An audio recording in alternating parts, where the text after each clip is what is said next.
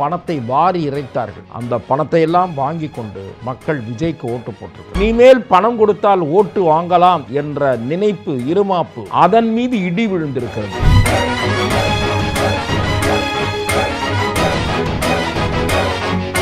திரு எடப்பாடி பழனிசாமி நாடாளுமன்ற தேர்தலில் அதிமுக கண்ட தோல்வியை சரியான முறையில் பரிசீலனை செய்ய தவறிவிட்டார். அவர் என்ன நினைத்து விட்டார் என்றால், சட்டமன்ற தேர்தல் வந்தால் திமுகவுக்கு பதிலாக மக்கள் தன்னைத்தான் தேர்ந்தெடுப்பார்கள் என்று நினைத்தார். ஏங்க, கட்சி ஆரம்பிச்ச உடனே எல்லாம் ஜெயிச்சிட முடியுமா? இதெல்லாம் நடக்காது என்று விஜயை குறித்து குறைத்து மதிப்பிட்டார். அதிமுகவை சேர்ந்த 1-2 முன்னாள் அமைச்சர்கள் வெற்றி பெற்ற எம்ஜிஆராக விஜய் வர முடியாது, தோல்வியடைந்த சிவாஜி கணேசன் போலவோ பாக்யராஜ் போலவோ வரலாம் என்று கிண்டல் செய்தார்கள்.